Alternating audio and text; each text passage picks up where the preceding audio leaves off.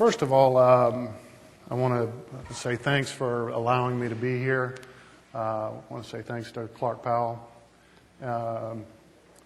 Wanted to also make sure that say and mention it's not fair to have me on after serving the food we have, because I know the kind of coma that you can fall into after eating good food. So I guess it's my job to present, keep you awake, and hopefully you walk out more informed than when you came in.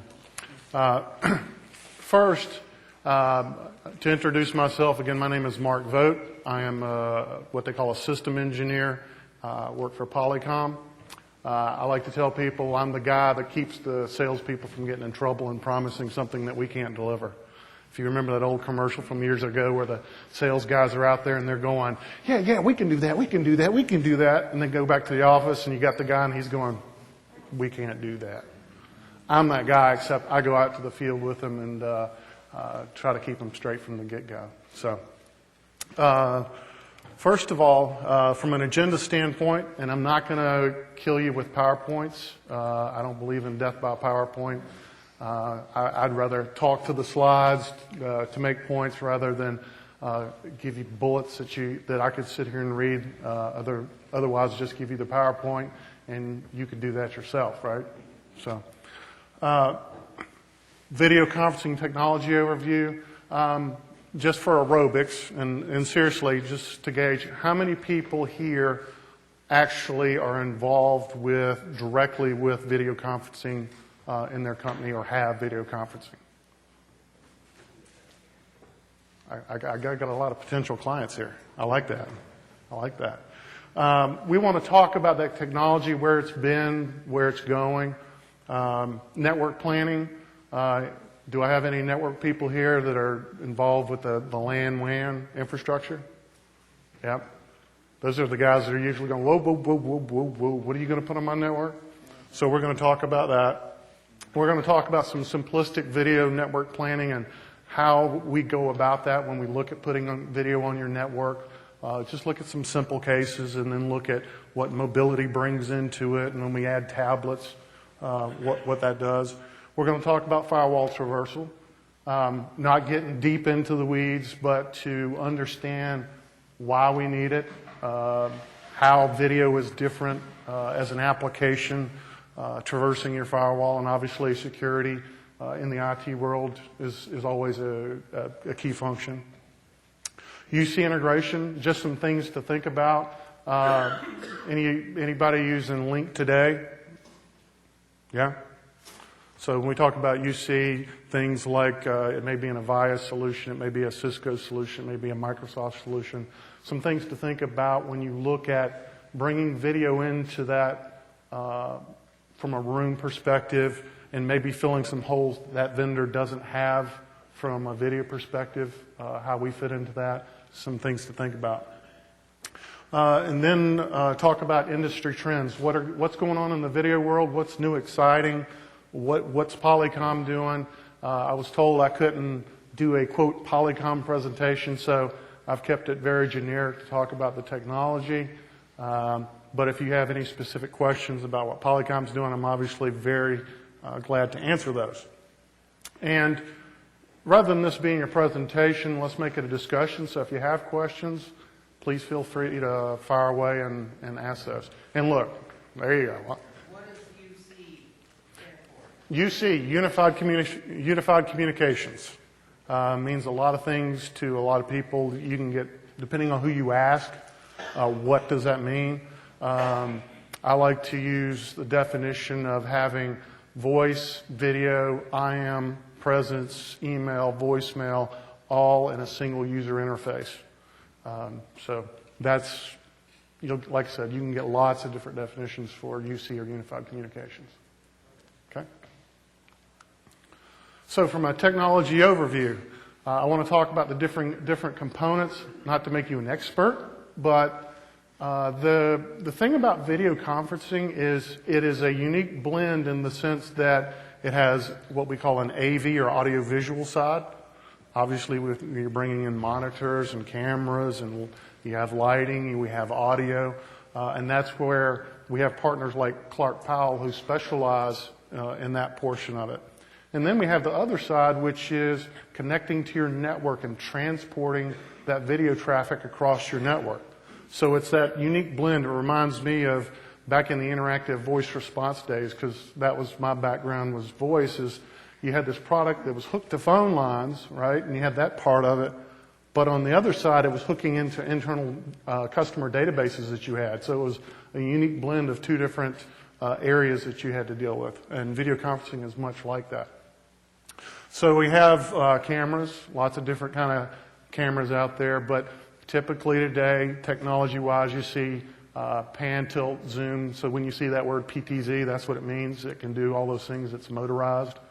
If you know about LAN infrastructures, you understand this need for increased power on the network to drive these kind of devices, so that I can just plug a LAN connection in. There's enough power to be able to drive something like these kind of cameras from that network connection.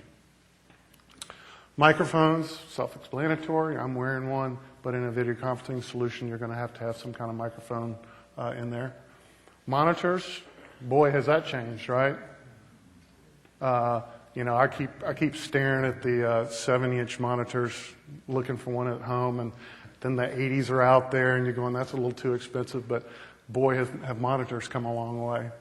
Another part is control. You have to be able to control the system and interact with it to be able to place calls, receive calls, access the directory, things of that nature.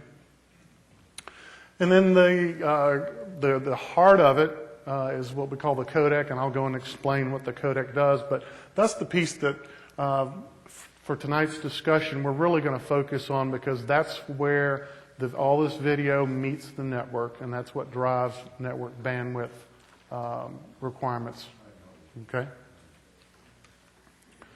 So a few things. I wanted to give you some background so that this wasn't all foreign and you understand it. And you might understand it just from, if you're IT people and you're like me, you're gadget guys and you understand things about other technology that may not be your particular focus, just because you like technology and you want to understand. First thing when we talk about video is aspect ratios. 4:3, pretty much gone, right? That's our old standard definition televisions. I see a few around sitting in server rooms where somebody's taken an old monitor off a desk and sat up there, and they use that for on a server. And I'm sure there's still desktops that have that. But for the most part, what I'm seeing is a deployment of the 16:9 aspect ratio, which a lot of people have at home, also known as the widescreen TV, and that's because from an aspect standpoint, it is wider than it is taller. And just to let you know, these slides are in a 16:9 aspect ratio. You notice from a PowerPoint, they don't look too square. So when you hear aspect ratio, that's what we're talking about. In the video world, there are a lot of different resolutions. And what does resolution mean?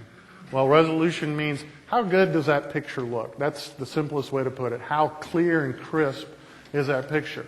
And what I want to focus on, because I didn't want to get into the weeds on all the different resolutions you can achieve in video conferencing, because today we're really focused, just like you may be in your home, you want high definition, right? Everybody wants a 720p or a 1080p widescreen TV, right, to watch movies or sports or whatever you like to watch on TV. So we're going to focus on those particular resolutions. And notice that when you get to high def, you probably already knew those are 16:9 aspect ratios. So here's one thing, just an FYI. What's that I and P at the end of when you see like a 1080i or 1080p? What does that really mean? And I means interlaced. It's a way that the video frame is actually made up. And in interlaced, it started out in the 1080 world, and it's actually, that frame is made of two pieces of data. And it's actually, if you get real down in the weeds, it's how it comes across on the picture screen. Progressive, we like to use a lot more in video conferencing, because with interlaced, when you're transmitting those video elements, there's the possibility of getting what we call artifacts left over in those frames. So most of the time you see progressive, and the easiest way to describe it is if you were painting the picture on a TV, it starts at the upper left, goes all the way to left to right, and does the next one and keeps going. So just a little bit about what I and P means today. So to see the difference between what we call standard definition and a 4:3, there's a visual representation, versus HD and a 16:9. There's Jay Leno, I think most people recognize him. And you'll notice that we have 1080, the 1920 by 1080. So the 1080 is the vertical size. So when you hear the 720, that's also high definition. Those are the two most common that you'll hear about.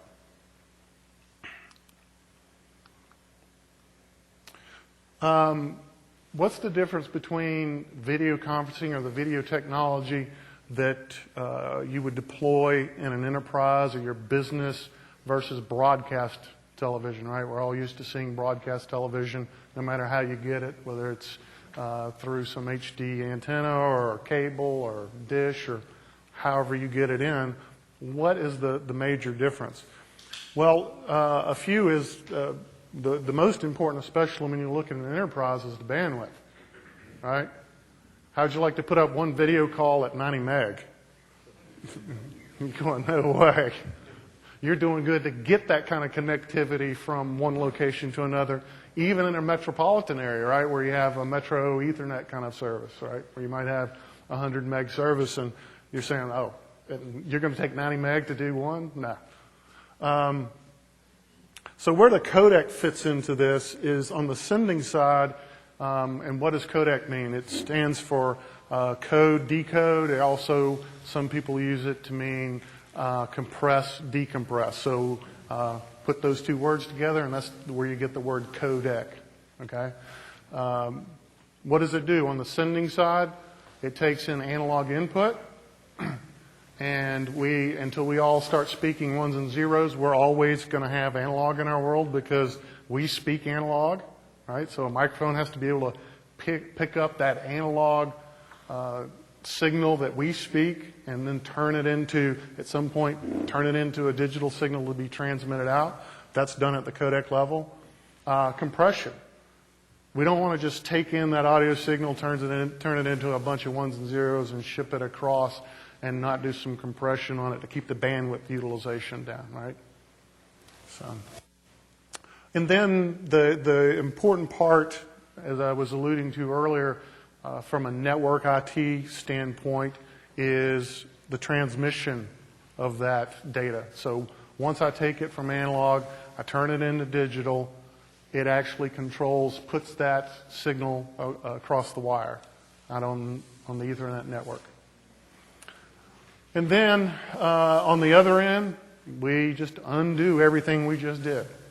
Right? So we take all that digital signal in, turn it back into an audio, so it's coming out over speakers so you can hear it, put it out onto the TV, unpackages everything and puts it back the way that, if the network's running right, puts it back the way that it was transmitted.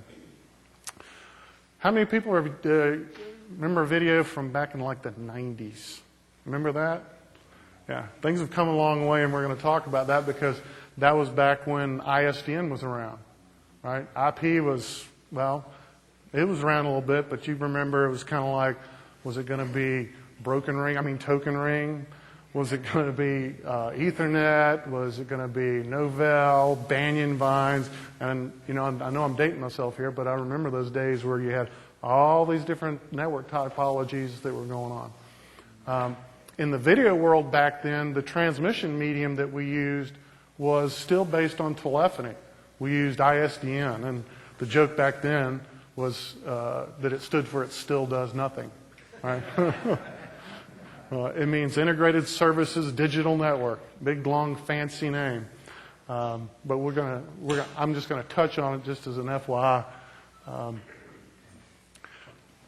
The codec, when it's doing this coding and decoding, it uses things that you're used to in the you're probably used to hearing. It uses different algorithms to compress and decompress, written on based on standards that have been adopted in the industry. One of the most common that you'll see now is a codec called H.264. There's been H.263, there's been H.264, and now they're about to ratify H.265. I like that they're keeping it in order to keep it simple on us. But all it is just newer, better ways of taking in those analog signals, compressing that data, shipping it across so you still get a good picture, good sound quality at the other end at the lowest possible bandwidth with the least amount of work on the network gear involved. One up, I heard Microsoft's going to be talking to you guys maybe in the next couple of months. Microsoft and their product, their UC product, their Unified Communications product, I'm sure there's a lot of people who've been around Microsoft, know Microsoft here in this audience.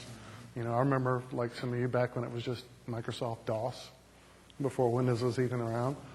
But Microsoft, as you well know, likes to do things their own way sometimes. And what they did in Link is they introduced a new codec called RTV, or real-time video. So they kind of departed from what the industry was doing and came up with their own codec, right? And as we all know, it doesn't mean it's better. It just means that's the way they wanted to do it. So that's a codec that's out there that you need to be aware of, especially when we start talking interoperability and the ability to work with that. At Polycom, you know, I like to pick at Microsoft. I have friends that work there, but we're actually in a very close partnership with Microsoft. So I just give them a little fun ribbing that they've gone off and done some of the things they've done. Another one that you'll find in a one called H.264. The HP stands for high profile. So, you know, when they write these annexes to the standard, high profile is one of those. And what does it mean to you? Well, it means I'm able to do high definition calls at half the bandwidth. So someone who's concerned about network utilization, especially across WAN links, going to remote offices, going to branch offices, that's a big deal. Because as I like to tell customers, that means I can do that one HD call at half the bandwidth, or I can do 2 calls instead of only being able to do 1. So whichever way you want to look at it.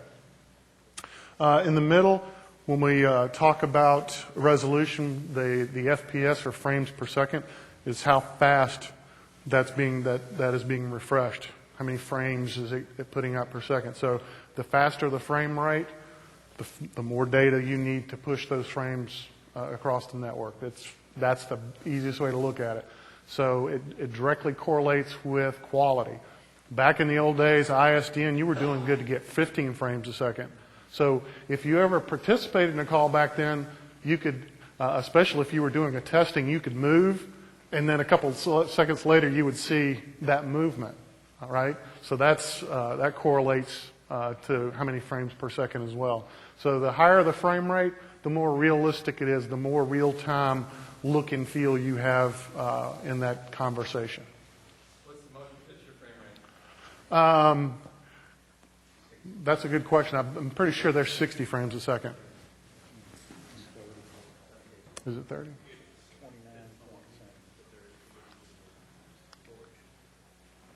Now, within these video codecs, if you've done voice over IP, you're probably very familiar with some of the things that you're going to see here. We're using some of the same voice over IP audio codecs that are already out there in the industry. G711's up there. G729 made it.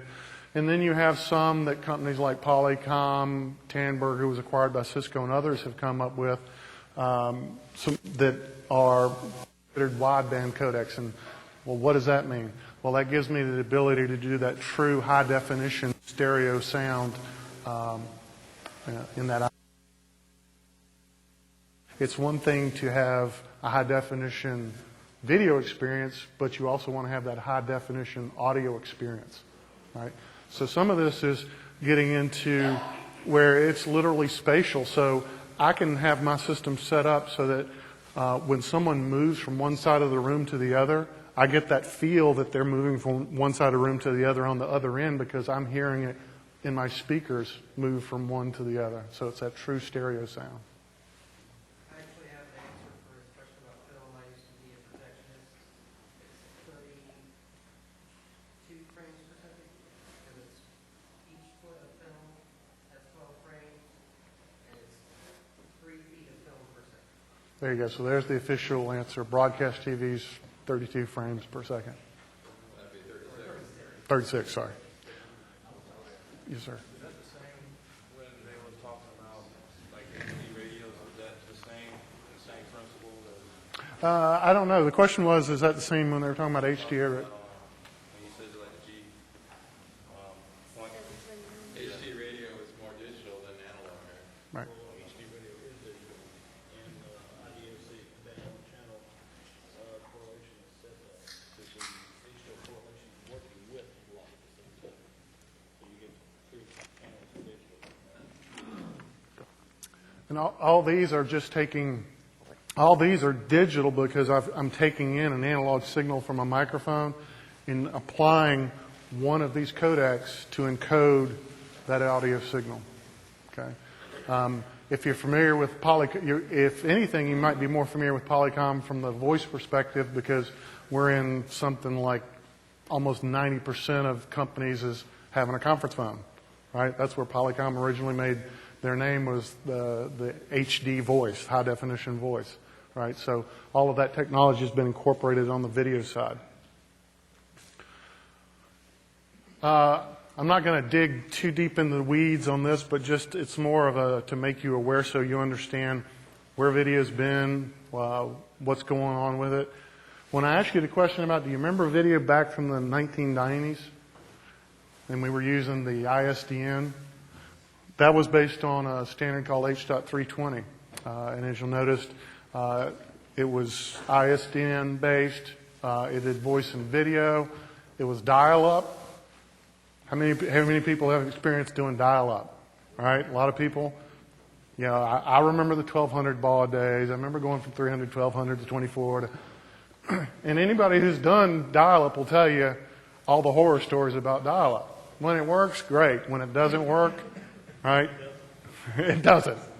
And that was the problem with video conferencing back then, was that it was cumbersome because you had to know, if the equipment couldn't do it, you had to know how to, I have to dial them 5 times or 6 times to get this many channels up so I have enough bandwidth to make this call, right? And then if it didn't work, well, why is my picture so bad? Well, because you're doing a 128K call or you're doing a 256K call and you really wanted to be doing a 3, 4, or 512. And it was because all your ISDN connections that you were trying to dial didn't come up, right? So those are the good old days that we want to forget about. Believe it or not, though, there are customers out there that are still doing it. They still do it in Europe a lot. Department of Defense still has some of that around, and I thought all the carriers would have made it financially impossible to do ISDN and made it worth their while to move to an IP-based service. The one in the middle has been around for a long time because a lot of voice was based on this. Video has been doing this for. This has been really the primary signaling protocol used in video for a long time, called H.323. Again, it's limited because it was written by ITU, and if you know the standards bodies at ITU, I call them the telephone people. So it was great it's great for voice and video, so we use it in video. The biggest change was it went from that standard runs over IP networks, right, which is great. So now I don't have to worry about the dial-up, put it on my IP network, but we'll get to that whole discussion about planning for that, right? Because how much bandwidth are you going to put on my network? That's the big question, right? The other one that's been around for quite a while, especially in the voice industry, is called SIP, Session Initiation Protocol. And I shouldn't say just the voice industry. Products like chat use that protocol behind the scenes. So if you've ever done a chat, You probably used session initiation protocol behind the scenes that initiated that chat session. Presence is done over session initiation protocol, voice, video, file transfers. So you'll notice the big difference here that this was an IETF standard. So it's very open. There's a lot of flexibility. The bad thing is it's open. There's a lot of flexibility. We all know about that, how people can take some of these, quote, standards and deviate and do their own little proprietary things with them. That still happens in SIP. Fortunately, I'm seeing less and less of that today, and as customers demand interoperability and things work together more seamlessly, I'm seeing less and less of that. People doing these proprietary things. But just so you'll know, in the video industry, you're seeing a transition now from the H323 signaling protocol to the SIP protocol as being more of a standard. Okay? Again, my background's been primarily in the voice telecom end of it, so I was very used to doing SIP, and some of you may be used to that. So it's fun working in a company and seeing that transition happening, because to talk to some of them, they kind of freak out, right? Because they're having to learn something new, right? And everything, we know all this stuff works over H.323, and now you want us to move it to SIP? What's going to happen now? What's that going to break? What are we going to have to fix now? So let's talk a little bit about network planning. We don't want this to happen to you, right? Where you put an application on your network and your network's down and out. It can't handle it. Or vice versa, where your network can't handle the traffic, so it makes the experience of video a poor experience and nobody wants to use it because they go, it doesn't look good, I can't hear them, why do I want to use that? So it's very important when we're doing video to plan for it, just like any other application that's going to be bandwidth intensive. I need to pay some love to this side of the room, right, because I've been standing kind of over here, so I'll come over here. As I was talking about earlier, just because if you're doing voice or doing voice over IP, doesn't mean you're ready for video. So I use these to mean where you don't have enough bandwidth and the video's just not quite making it through. And the difference is primarily the bandwidth. If you look at a voice call using a codec like G711, which is supposed to be, quote, toll quality, back in the days where it wasn't IP and you picked up your phone, that's considered, that was toll. G711 is supposed to be toll quality, and in a voice over IP call, that takes about 80K. Well, that's nothing for a video call. You don't even try to make it a video call at 80K. Because remember, within that video call, I have audio, right? So if I can only make a voice call using 80K, I'm surely not going to be able to make a video call. So key point, just because you're doing, if you hear anybody or work with anybody that in your group, if you're not directly doing this, just because you're doing voice over IP doesn't mean that you're ready to go slam in video endpoints and start doing video conferencing. We're going to talk about that. I have a question. Yes? What kind of protocol do they use to transfer video, especially on the devices, for example, where Apple, they have now their FaceTime? conference that they can actually use it over the 3G network. Right. So what type of compression are they using on that kind of video? They're using, I'm not familiar enough to say what compression level, but that's one of the challenges I'm going to talk about in the trends is interoperability, because what you're seeing, what I put up there, like H.264, those are things like FaceTime, Skype, we'll get into that. They use proprietary codecs. Because especially on the 3G network, the bandwidth is not that fast. Right. So that's what I was confused about. And that's what I've got. Okay. So network transport, especially now that we're running this video across your IP network, well, guess what? The video is only as good as the IP network, just like any other application, except this is a real-time application just like voice. When I transmit it, that packet, it needs to get there in a certain amount of time. So the things that can limit me, bandwidth constraints on that top, That's a visual representation. If you were looking at a link, what kind of bandwidth do I have left over, right? I might have a big fat pipe going to a branch site, but if I were to look at visually all the applications that were going on, and especially doing this over a period of time, how much bandwidth do I really have left over for anything else? Packet loss on video, that has a big impact. We can have it on the audio. And then jitter. What's jitter? If you're not used to doing voice over IP or video, jitter is the arrival, the variance in the arrival of those packets from transmission. So if I go between point A and point B, and I'm transmitting, that's known as latency. If it takes me, it's a known time. Let's say I drive from here to Columbia and there's no traffic, I know it's going to take me that long. That's what we refer to as latency, how long it takes me to get from point A to point B, right?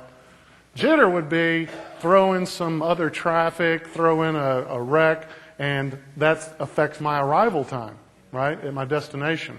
And really that's what jitter is. It's the introduction in the network of affecting the arrival of these packets in a very smooth and timely fashion.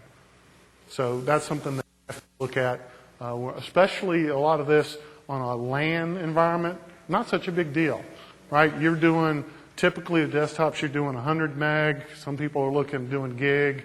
You've got switching that can handle all this. Typically not a big deal in the LAN.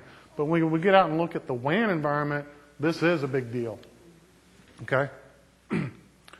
So for a good video network, these are recommended performance points on the network, right? Less than 0.1% of packet loss. Latency from point A to point B, less than 150 milliseconds. That's not too bad. We can work with that. And jitter, that variance in delay, 40 milliseconds, because we actually build these things into our products that can buffer and take care of some of that. Packet loss is something that may be the most hard to achieve, especially again on those WAN links. But in video, it's more important because you can see packet loss. Right? If I'm looking at a picture and packets are there, it didn't make it from point A to point B, I can see the absence of that data because it's represented. There might be pixelization, pixels missing. There might be what we call tearing, where you see like it literally looks like somebody tore a piece of the picture out. There are technologies that can conceal some of this packet loss. A proprietary technology that Polycom uses is something called lost packet recovery. And I won't get into the nitty-gritty details of how that works, but it's basically a forward-looking error correction mechanism where I can retransmit, even though I'm using UDP or user datagram protocol, which uses real-time, so I don't retransmit packets. This one actually can go in and retransmit certain packets. So what you're seeing up here is on the left a video image that's experiencing 5% packet loss. So 5% of the packets, 5 out of 100 packets that were transmitted didn't make it from point A to point B. So would you want to be in that video call? Nah. But I can conceal some of that with some of these technologies that different vendors have and cover up some of it. So I can make up for some of this packet loss. Okay? Quality of service. If you're doing voice over IP, quality of service is the key. If you want to get into the weeds of it, you have layer 2 QoS, which is at your LAN level, where I can put video into its own VLAN and then prioritize that VLAN. So those are what I'm referring up to there is 802.1Q and 802.1P. Those mechanisms. And a lot of people say, oh, you don't have to worry about that, don't do it. And I always phrase it, I always tell people like this. It's kind of like the emergency lane on the interstate. If everything is going great, you don't need that emergency lane, right? There's no police, there's no fire, there's no ambulance using that emergency lane. But when things go bad, you need that emergency lane, and that's where QoS, even at a layer 2, come in on a LAN infrastructure. If things start going bad, you still want to have that QoS in place. Layer 3 mechanisms. The one that most people are using today is something called Diffserv. And you see the acronym DSCP, Diffserv Code Point. Basically, it's a way to mark packets and prioritize them. And I think you get up between the combinations, between all the values, you can get up to 64 different variations of marking traffic. The key here is that when you mark it, if it's on your network, you have control of that, making sure that QoS marking is being honored when it reaches the next device, right? If it's not, guess what? You just lost your QoS, especially like when you go to the internet. You hit the internet and they're like, I don't care what your QoS is. Have a nice day, right? So, yes, sir. Now, in most implementations of video conferencing I've seen, there's a preference for voice. Yes. So that, my lips may not be in sync with my mouth, but at least I'm hearing the conversation. It wasn't that way in the old one. Right. Now, you said that earlier that video was encapsulated in the traffic, but really you're breaking it out somehow, right? Yeah, voice, if you look at it, there's voice in there, and what we do, I can speak for what we do at Polycom, is we prioritize the voice in that video traffic. So and I was on a call today where one of the endpoints, they were having a network problem at their end. They were breaking up. I was getting pixelization, some delay where they weren't clear, but their voice was as clear as day. So we prioritize that voice traffic because obviously it's more important to hear somebody than to see them. So this all breaks down into, what's most important, right? So, and I think it's time for us to take a break.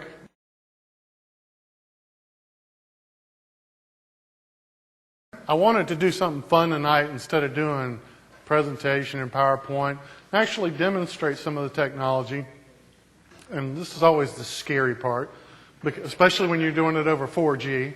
But I wanted to demonstrate that it's very possible to do a call today over 4G. And if I weren't one of the many Motorola Bionic customers still waiting on ice cream sandwich, I would do it from my actual phone. Because we actually have a client you can run on your Android device if you're running ice cream sandwich. I could do it if I had an Apple phone.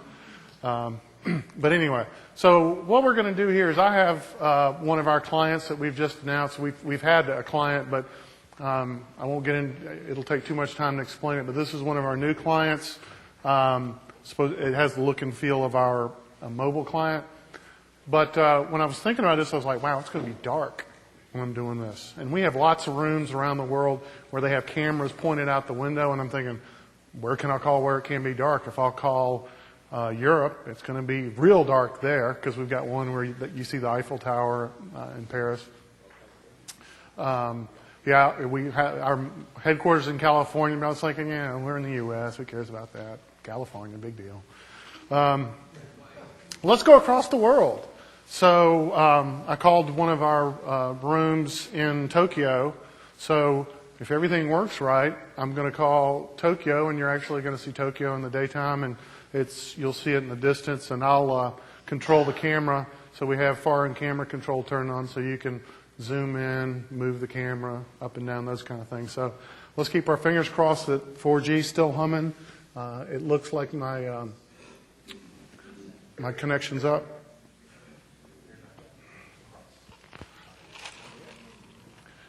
And notice the cars going by, the traffic.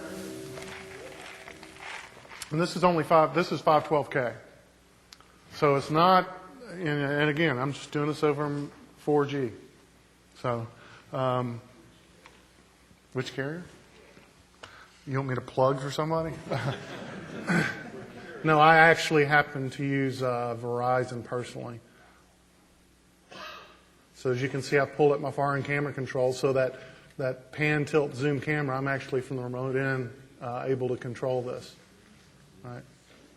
So I deliberately picked up, and if I wanted to zoom in, I can zoom in. You sure that's not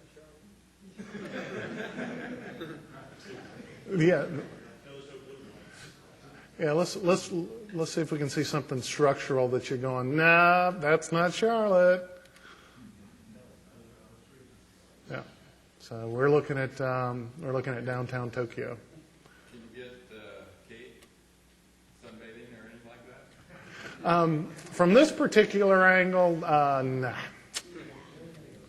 Although we do have plenty, and see, that's what I wanted you to see is you see the traffic going by, and yeah, we're talking across the world. So just to throw something in that'd be a little fun than just, again, doing PowerPoints. So.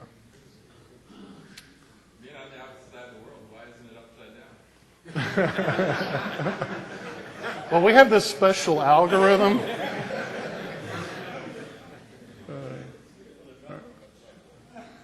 All right. So just to prove that it works, and we've got clients, and lots of other people have clients for phones. So you were talking about, doing that test where they're doing it.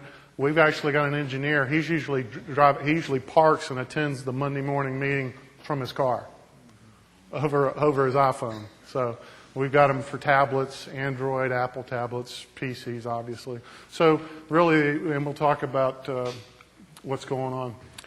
Back to network planning, back to the boring stuff. So some of the things that we'd recommend, a network assessment is very important. Even, again, going back to that, even if you're running voice over IP. Networks are always changing. If you've grown, your network has changed. And somebody's had their fingers in there making changes to that network. So you could have had QoS broken. So if you had done a network assessment at some point where they inject traffic and look at all those things I was talking about, latency and packet loss and all that, well, at some point something could have been changed in the network and I'm losing my QoS on a certain segment. So it's important back and baseline that stuff.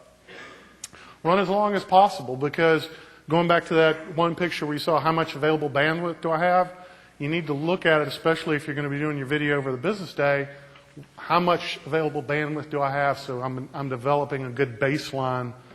Do I need more bandwidth? Or it goes back to how many calls can I make? Identify LAN WAN segment problems. Again, that's usually where we see the issues is on those. And then results and make adjustments. A lot of people are resistant to spending money on network assessments. There's a lot of companies that do it. I'll tell you what, you'll save yourself a lot of trouble and a lot of headache doing it on the front end than spending time on the back end troubleshooting and trying to figure out where that problem is that could have been identified. So we're going to get into just real simple video network planning. If I look at this design, what we call fixed endpoints like room systems, those are real easy. It's kind of like a server, right? It's planted somewhere. You know where it is on the network. I can plan for that guy. So in this environment, we have 2 video endpoints at one location, and then I've got a WAN link. I've got a branch office that I want to do video conferencing with. Can't stand over here. If I make a point-to-point call within that office, real simple, 1 meg call, takes 1 meg of bandwidth on the LAN. Now, if I go across my WAN connection and make that call, that's a meg. So I have to, those are easy because I can plan for that. If I know that I've got 1 video system sitting out at this branch office and that's the only one out there, and here's the maximum call rate I'm going to allow that endpoint to consume, I can plan for that. That's real easy. Okay.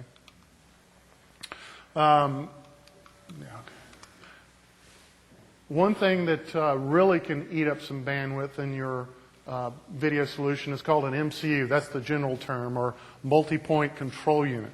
And what is that? Well, it's basically, some people call it a bridge or a conference bridge. If I'm calling from me to you, that's point to point. I don't need a bridge. It's just, we're talking point to point. What happens when I want to bring in a third person? That's when the multi-point control unit is involved. That's what allows us to bridge together, conference together, right? So one of the things, or some of the things that they can do, continuous presence, that's a fancy name for Hollywood Squares. So anybody who remembers Hollywood Squares, and that might be some of us that are a little bit older, remember Hollywood Squares or anybody watching reruns, where you saw everybody up there? That's what continuous presence is. So I am seeing everybody at the same time. Obviously, you're limited by the real estate on your desktop or the screen. For instance, in our bridge, you can do 16 at one time. So if you've got a really small screen and you're doing 16 people, they can be really tiny. Speaker switched is where everybody only sees the active speaker. Well, a lot of people don't like that because if you start trying to talk over each other or sites are talking, you start getting this back ping-ponging back and forth. So that's not desirable. You can do ad hoc calls on these units. You can, which means you can have your own room, dial in as you need to. I'm seeing more and more people getting away from reserving rooms. It's getting to the point where every individual has, for instance, at Polycom that's in the sales, customer-facing roles, we all have our own virtual room. So at any point, I can say, meet me on the bridge. I can give somebody my call-in number, and they meet me in my own room. And I'm the only person that uses that. Some of the things that we can do, which are real nice, some technologies out there, is where if I have a very large company that's international, where I'm going across to different continents, I might have one MCU or bridge here in the States, and I might have multiple depending on how many locations I have, but I might have one in, say, the UK. I might have one in China. And what happens there is I can have the callers from those areas, they hit that bridge, and then we do a link between the bridges. Because internationally, you can imagine, well, it's not so easy to get 10 meg, 100 meg, and it's very expensive to get that bandwidth. So utilizing the least amount of bandwidth is important. So I'm able to put up one connection between those bridges and have everybody involved in that conference. Okay. It can be the universal adapter. If anybody remembers that, I think it was an old IBM commercial where they come in and it's like, remember all the old different kind of cables, and they had the universal adapter. And the first thing they said, well, can it do this to this? And he was like, we need an adapter for that. Well, the MCU in the video world can be that universal adapter in that it can talk one kind of code or codec to one device and talk another language or codec to another. And a good example is running, remember I was talking about Microsoft running real-time video? Having a unit that can talk real-time video out to Microsoft endpoints and talk H.264 to another device that doesn't understand real-time video, right? It can't talk RTV. So that MCU can be that meeting place and take care of that. And most of them, again, like video, does IP, but they can also be an ISDN gateway. So if there are points that still you need to support ISDN, I can just put that into a bridge instead of having to put those into individual video systems and just meet on the bridge, and it can actually allow IP and ISDN dial-up calls to meet there. Yes?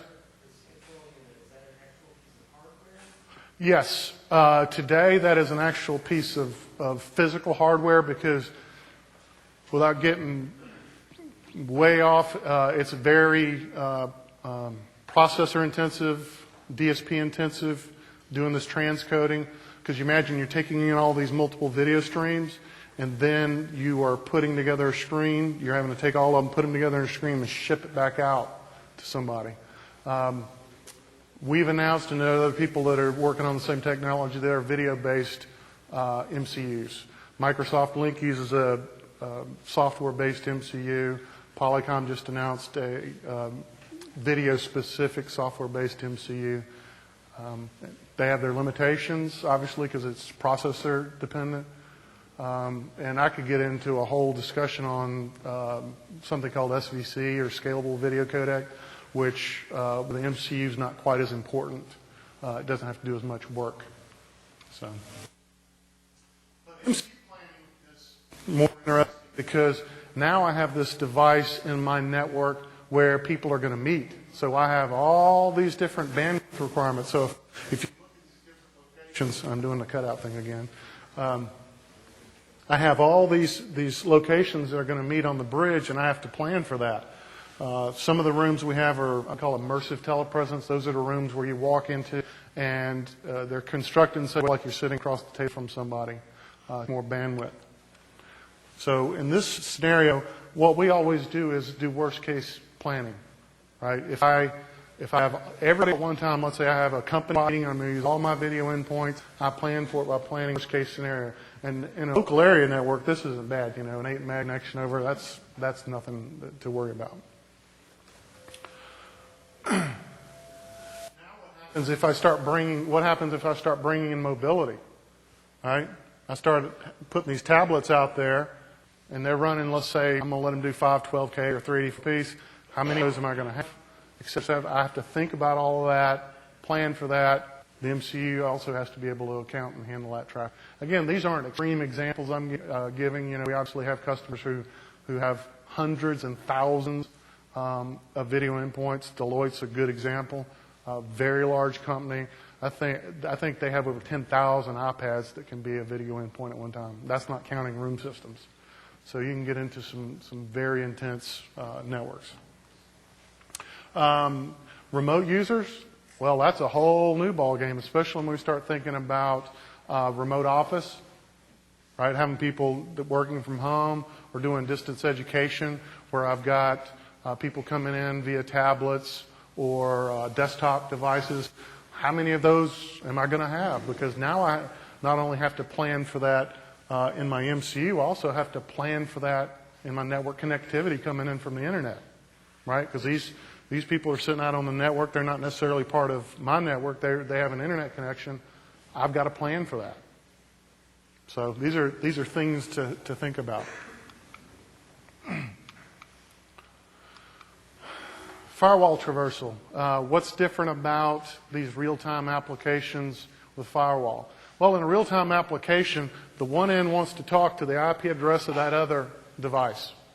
So when they're talking to each other, he wants to talk to that guy's IP address. Well, guess what? If you got a firewall sitting there and you're natting, it don't work so well, right? So there's lots of technologies that have been developed to handle that. I'm not going to go deep dive into that. But the last thing you want to do is try to do one-to-one natting. And network people understand what I'm talking about. That's a nightmare. Doesn't scale. Don't try it. Well, you can try it if you want to. Hold on. Natting, that's a new term to me. Okay. Network address translation. Basically, if you in the internet world, you have what we call public IP addresses, right? So, which is in the public space, and class A, B, C, all those. And then I might be advertising for a particular application. I might be using one public address, but behind it I could have tens, hundreds, thousands of devices. And so natting is the ability to take that one address and turn it into many addresses and also hide the addresses of my internal machines. Okay?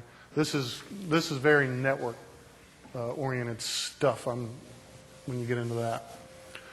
But just so you understand, when you're planning a video network, in the H323 world, there's devices out there that take care of this.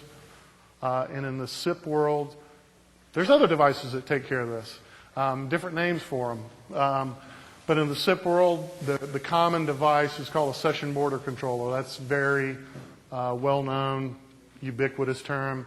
In H323 back then, everybody kind of did their own thing. There's lots of different devices, so there's not a, quote, ubiquitous name for that. But just understand when you're doing a video solution and you're going to bring users into your network, you have to plan for this traversal because, A, it may be a VPN-less where I'm not setting up a virtual private network. They're not running a client that authenticates them into my network.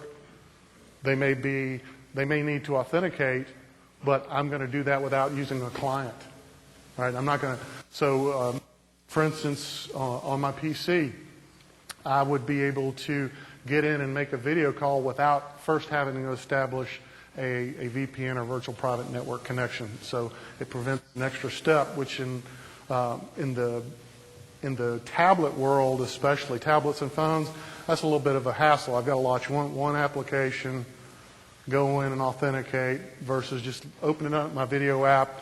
authenticating into whatever network and launching a call. Yes? You're talking about authentication, it's essentially word control.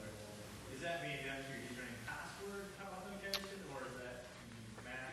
Yep, absolutely. We can, these can tie back in, and you can use existing authentication servers, where it be AD, Radius, things of that nature. And I'm moving along because I didn't know I'd go this long. UC integration. Just something to be aware of. When you're looking at UC integration, again, the big UC players are Cisco, Microsoft. Those are probably two of the big guys that are going at it. IBM is in there with same time. Avaya has a solution. But really, if you were to look at Gartner Magic Quadrant, you're going to see Cisco and Microsoft up there in that upper right-hand corner as far as a UC solution. The key piece when you're integrating video, they already have video, but it's very client-oriented. Microsoft doesn't, we all know they don't make hardware, and if it is hardware with their name on it, they didn't make it. So in the video world, while we have such a close relationship with Microsoft, especially when you start talking room systems, right, and how we integrate with that, they still have some limitations in their video space. Like today, you can't run Link and do video on a tablet or, say, an iPad device. You can't do video today. So Polycom helps fill in a lot of those gaps in UC solutions. The key thing to understand when integrating into these is, how is the integration done? Is it done natively? Or am I using some sort of gateway device? For example, in some of the integrations, I have got a completely separate way to integrate. I've got extra hardware and infrastructure just to integrate my video solution into that unified communication solution. Versus just taking, for instance, a video endpoint, having it register directly or talk directly to, for instance, a Link front-end server. And that endpoint understands real-time video. It doesn't have to, it can talk directly to any Link client out there. So when we talk about UC planning, it's important to understand this because, as we all know, the more components you put into a design, the cost goes up, the complexity goes up, the opportunity for things breaking and breaking the solution increases. So I'm just putting in a plug for us, of course, because we do native integration. So industry trends. I've got about, what time, 8? It's about... Yeah, 15 minutes. Oh, okay, good, because the industry trends, video is taking off. Mobility. That's probably the biggest one we're seeing from customers. And mobility is not just tablets and smartphones, but also PCs, being able to, take your laptop, have that client on it, walk into a Starbucks or your favorite hotspot location, fire it up, participate in a video call. Right? So mobility is there. I mean, we have the capability I just showed you. That's about as mobile as you can get right there. Right? I just fired up my own little 4G hotspot and made a call to Tokyo. Browser-based video access. We just made a big announcement yesterday involving the ability to bring into our solution. So think about having this complete video infrastructure, bring in things like Google Top, Facebook, Skype, bringing those into your infrastructure. So the ability through cloud-based solutions to leverage what you already have, but connect to these other little islands of video out there. So the big push is trying to make video ubiquitous and as easy as making a phone call. We're obviously not there today, but that's the push, and that's where we're headed, right? Because as someone said, the best thing I've heard at Polycom to understand why video hasn't gone further than it has is they said, if you had to walk down the hall and get on a computer to send an email, how much would you use email? You wouldn't use it that much. Because it's at your desktop or it's on your smartphone or it's on your tablet, you use it all the time, right? Sometimes too much. If you're like me, it's like, oh, geez, it just went off again. And that's where we're trying to get with video, right? So you don't have to have a room. Yeah, you may need one for those where you want those in-depth experiences or you have a group, but the ability to have it at your desk, have it on these mobile devices. Video as a service. You know, buying a video endpoint is one thing, but building that infrastructure, those MCUs, and I haven't talked about some of the other things that you get into when you're doing a video solution, but it can become very expensive. So one thing that you're seeing going on is service providers, like Clark Powell could do it, you know, AT&T, some of the other people, BT has a whole division that does conferencing, where they actually have this infrastructure. You buy the video endpoints, and you subscribe and pay for that as a service, right? So they're hosting your multi-point calls, right? You own the video endpoint, but when you call in and you want to have 3 or 4 or how many people on a call, they're actually hosting that on their equipment. You're paying for it as a service, okay? Yes? When you're doing your network planning, do you have the capability in your MCU or some other hardware to detect the device that the car is? Because a tablet, you don't need 1080p to a tablet. Right, so If I got a 24-inch screen on my desktop, I'll work 1080. I don't, what, I'm not understanding the terminology, the acronym T and what? 1080. Oh, 1080p, yeah. He's a good Southern boy. Right, you get down, it gets down to, you're right, based on, it gets deep in the weeds, but you're right. Based on that, you don't necessarily need to be transmitting at 1080, and that's why the scalable video codec is such a big deal in the industry now. Can the MCU detect that? Yeah, you can rate limit people in these video solutions so that, for instance, on a tablet, when they authenticate, you can say, buddy, you're only going to do 384. I don't care if you can do 512, 768, a meg, you're going to do 384. So it can detect their own tablet. Yeah, so most of these solutions, you're authenticating back to a server that then gives it its profile and gives it more than just being like a FaceTime. I think somebody used that example. Think about it. You have to have that other friend in your list. Some of these professional features are having directory services hooked into your LDAP that's servicing your enterprise. You might have one big thing is content. I haven't even talked about that. You know, it's nice to have a video call, but I want to share content. So having a client that authenticates and provides these professional features like content sharing is a big deal. But yes, you can rate limit people so that it's easier to plan. Yes? One of the things that I saw announced with Polycom had yesterday was, looks like they had their own actual monitor. They're going to start producing, creating, it had camera built into it, and some of the sound aspects for video conferencing built into it. But using it more so as personal monitoring for multi-point video conferences. Yeah, Not what you were saying, where you don't want to go to the right. room for your video conference. Yeah, those are the executive desktops. That's the executive desktop you were saying. So, Yeah, they were kind of talking about it in the conference as if it was, this is going to be the hub of your video as a service offering. yeah, so we do have a new executive desktop coming out. The old ones, I'm glad they're coming out with a new one because the old ones were kind of heavy because they had this codec shoved into the back of it. You got this big monitor and it was kind of heavy. The new one, very small, lightweight. Everything, you know, is of course getting smaller. But yeah, it's, you know, there's different use cases, right? Are you going to put one of those on everybody's desk? Well, if you've got a lot of this, yeah. But, you know, most people are going to be fine with, you know, a client running on a client or client-less running on a laptop. Because, The way that I thought it was actually saying it had dual purpose, so it's monitor. yeah, right, you can do that. Absolutely. And you can even add dual monitor functionality onto it, which then starts getting a little bit large for a desktop.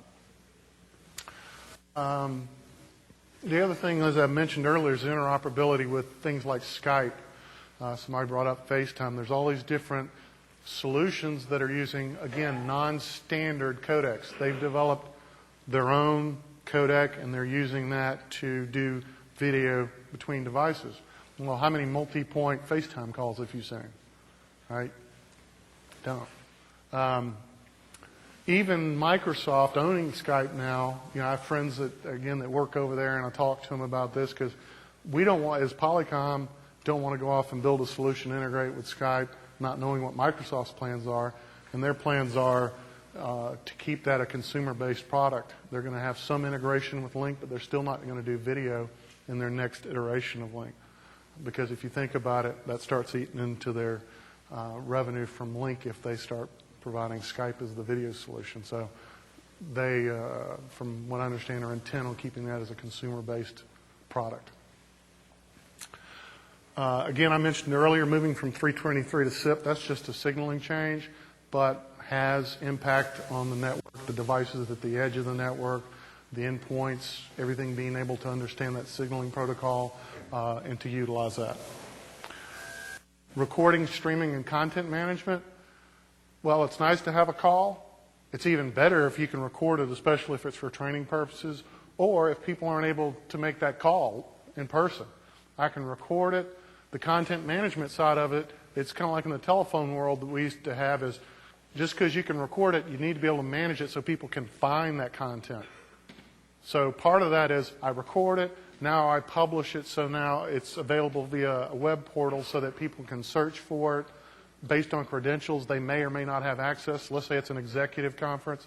Well, most people aren't going to need or have the ability to get access to that call to play it back, right?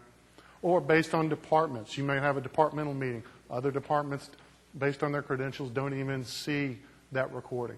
So they kind of go hand in hand. We can do recording, especially for training, again, distance learning and playback. So that's a big area. And just for some vertical use cases, depending on what vertical you may be in, there's lots of different things. We just did, like I was talking to somebody and they said in the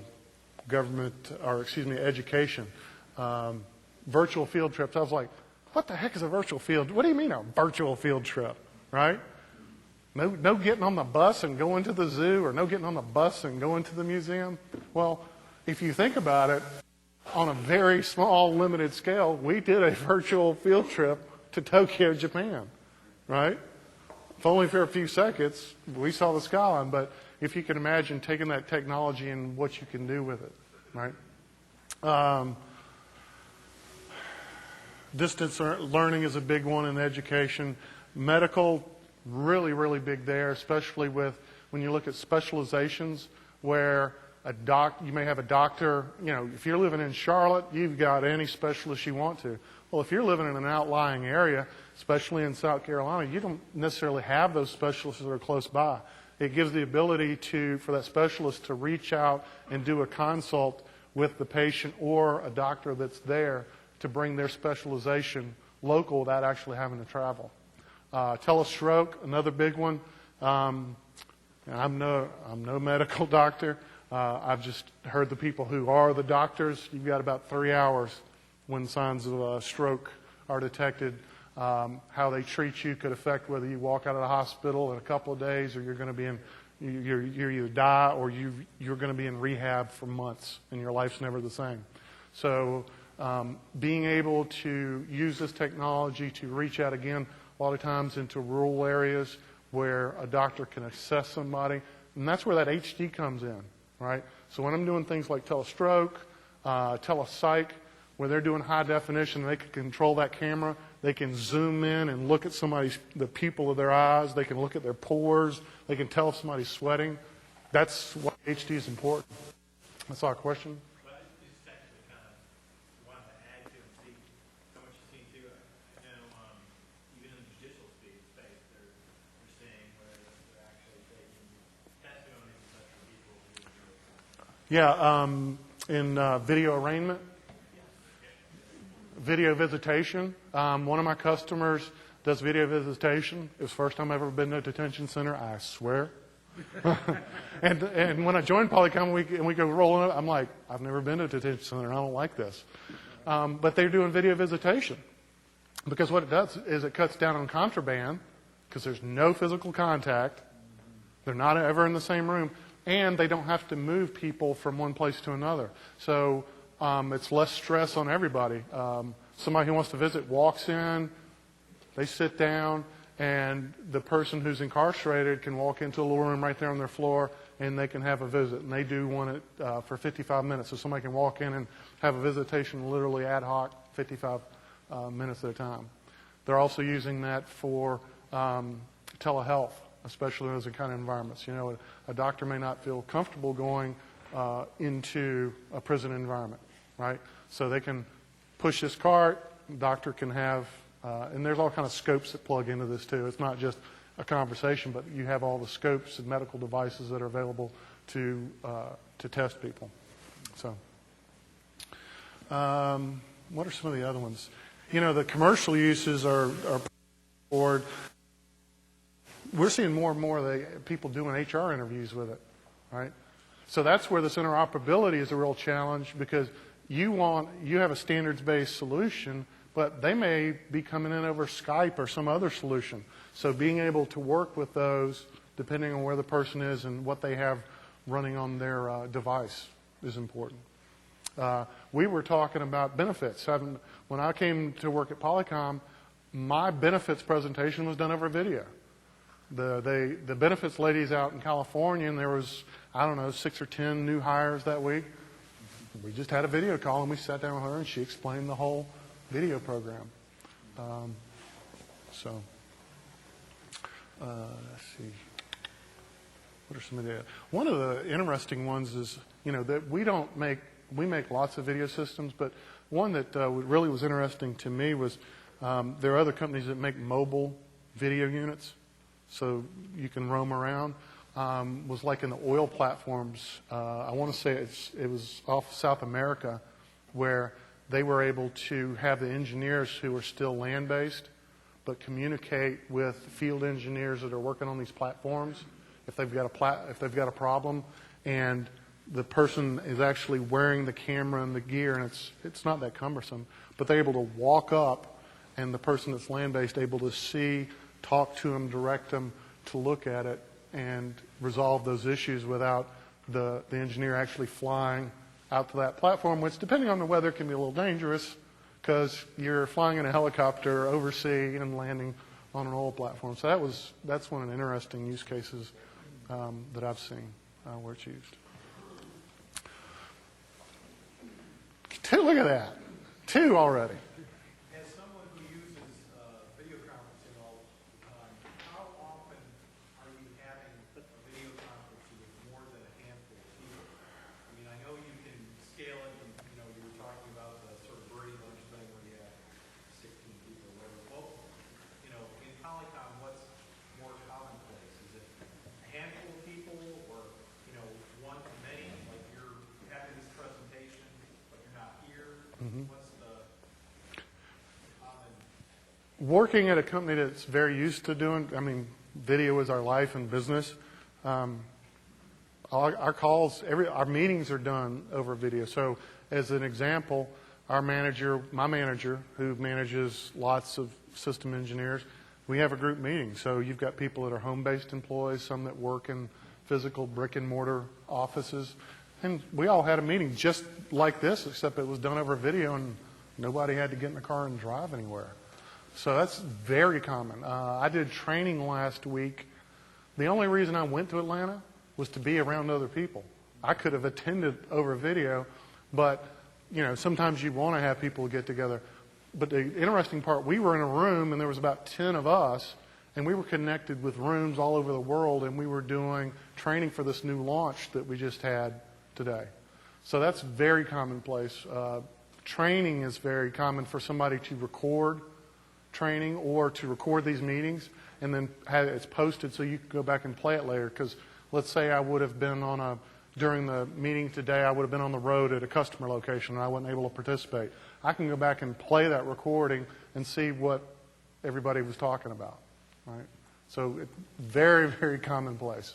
Point to point, not that common. Yeah, we still get on the phone. I can get on the video, but point to point, people, we just talk. And I know that your discussion was really more around video conferencing, but I could see some of the same requirements if you were going to deploy a digital signage Mm-hmm. solution where you have, you know, maybe live video along with some presentation or text or animation, whatever. Exactly, and that goes back into that video content management, the video content management solution hooking into that digital signage so it can feed that. You know, we don't make the digital signage, but yet we hook into different digital signage manufacturers to feed them that video from our video content management solution. Yes, sir. Was just really to add on, we're talking about, see if you run into this much too, where you have different verticals.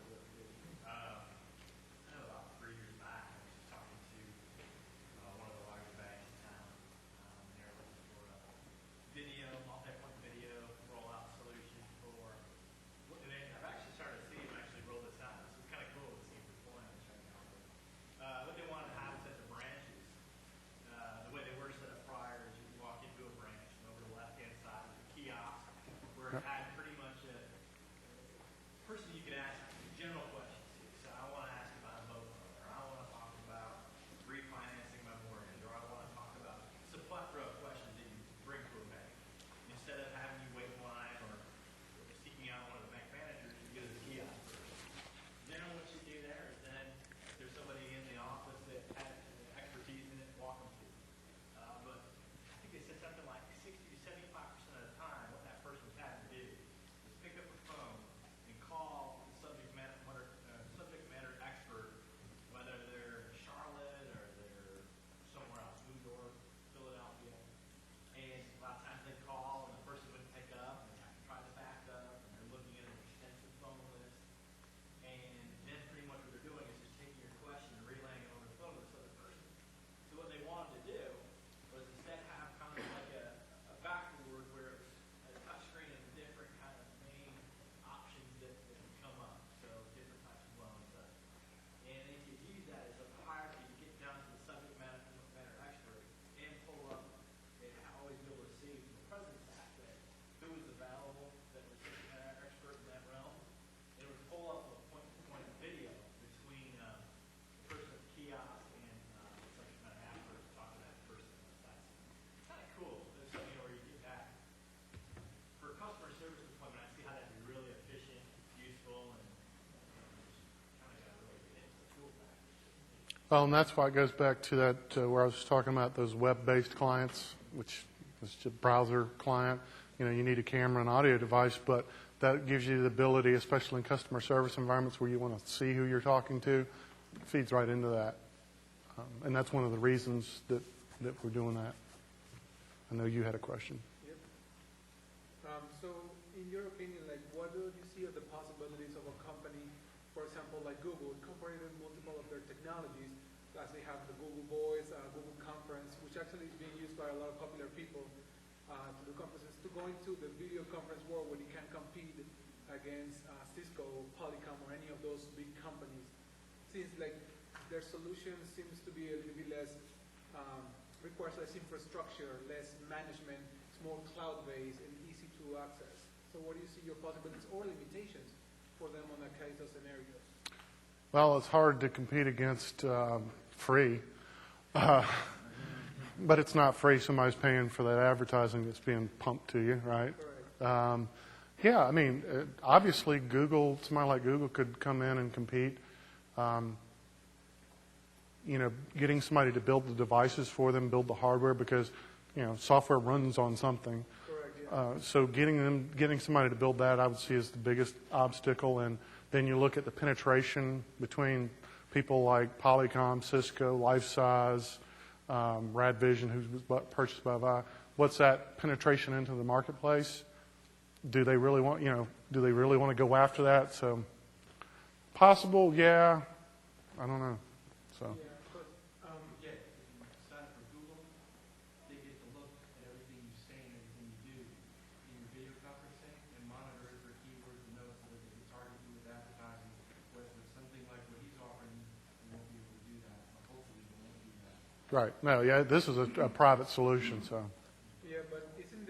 something that it can be used, like for example, at the beginning, when Linux started to invade the market, when Microsoft and Apple were a private solution and Linux was public, and all of a sudden they went into the business market and they started to offer private solutions, obviously a lower cost as well, but they were still using private networks and private information, and they were respecting that traffic. Same thing is something that can be done here as well, where they can allow, certain area of the traffic to be privatized, and obviously offer a lower cost and see some of the open source systems in there.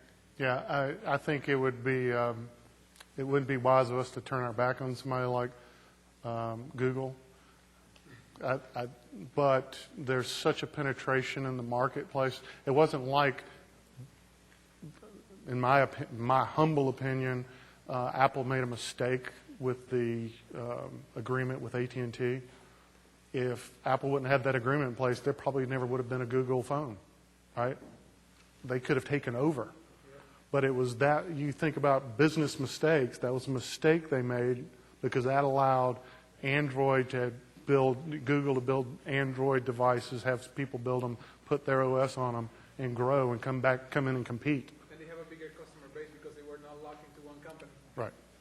So, but I appreciate it. I've been given the time's up. If you have any questions, I'll be here afterwards. So, thank you.